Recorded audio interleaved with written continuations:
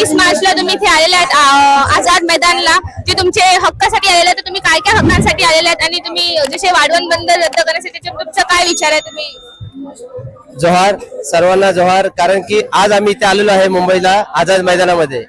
सर्वप्रथम आम्ही गिरवा चौपाटीपासून आमची रॅली काढणार होतो, पण शासनाने काहीतरी आम्हाला निर्बंध टाकून आम्ही डायरेक्टली इथे आलेलो आहे. तर सर्वप्रथम आमचा एकच वाढवण बंधन हे रद्द झालं पाहिजे. आमच्या समाज बांधवावर जो अन्याय होत आहे आणि जे विनाशकारी प्रकल्प आमच्यावर लादले जात आहे ते बंद होण्यासाठी आम्ही हा मोर्चा काढलेला आहे. आता आम्हाला हा लॉंग मार्च सारखाच एक मोर्चा काढायचा होता, परंतु काही शासनाच्या निर्बंधामुळे आम्ही हा मोर्चा काढू शकलो नाही. आम्हाला डायरेक्टली शिष्टमंडळाला इथे बोलवलेलं आहे आणि जेवढा आमचा समाज बांधव आहे आम्हाला डायरेक्ट इथे बोलवलेला आहे.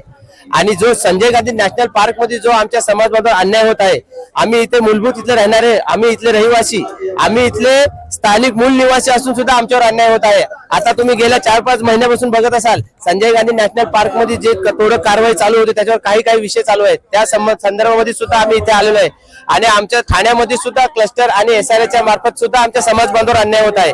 तर आम्ही इथले स्थानिक मूल निवासी आहोत, या देशाचे मालक आहोत, तरी सुद्धा आमच्यावर हा अन्याय होत आहे. तर प्रत्येक ठिकाणी कुठे ना कुठे आदिवासी बांधव हा दाबला जात आहे.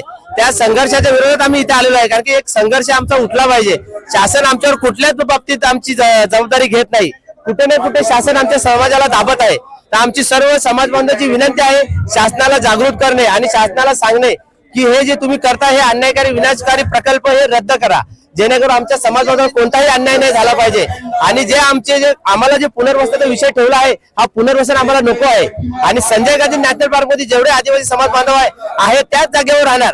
तुम्ही कोणतीही योजना आम्हाला नाही दिली तरी चालेल, पण आम्ही आहे त्याच ठिकाणी राहणार. हा आमचा हक्क आहे, आमचा अधिकार आहे आणि आम्ही हा घेतल्याशिवाय राहणार नाही. जोहार.